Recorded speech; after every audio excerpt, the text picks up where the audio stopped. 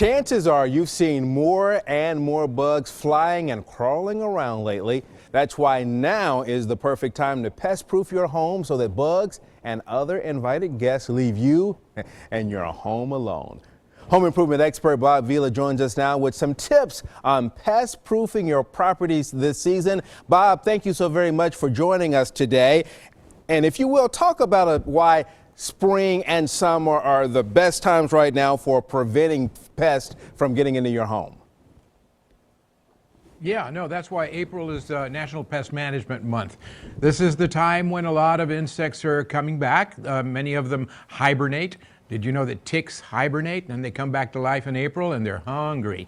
And so this is a good time to be aware of all these different things.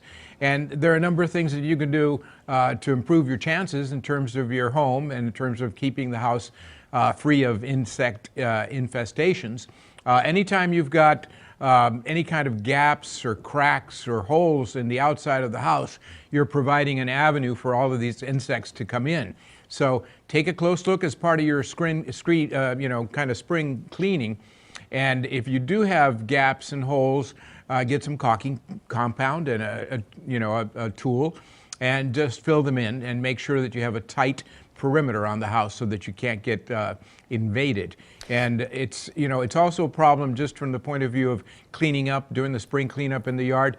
We've all been reading and hearing about mosquito-borne diseases like the Zika virus.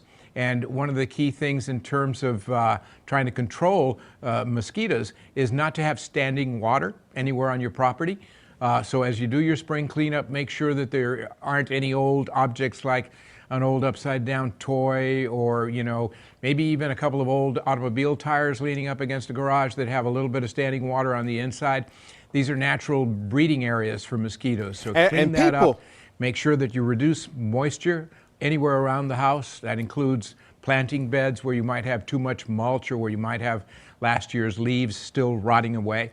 And just be aware of all these areas that can create habitats for insects. Yeah, I was going to say too, and people may be surprised that we talk about an old tire having water, an old toy, but just a small amount of water, even in those planters that are designed to drink water for a couple of days, they may be surprised on how little water it takes for some of those mosquitoes to breed. It's very true. Standing water is the enemy. So if you have pots outside with plants in them and you have dishes underneath them, make sure they're not full of water because that's where they'll lay their eggs, and within a few days you've got a new population of mosquitoes out there. And this year more than ever, it's really important to control mosquito populations. It's also the time when you want to take a look around to see if there are any indications that you might have termites on the property. On the outside, you might see swarms of them.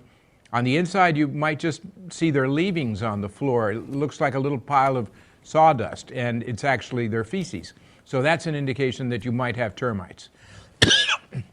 All right, so some great information there. And again, you can find more about this by visiting our website at pestworld.org, where you'll get plenty of information there, okay? All right, fantastic. Thank you so much for being with us today, Bob. You bet. Thank you, Leo. All right, for more information, go to our website, and again, we'll put the link there for pestworld.org.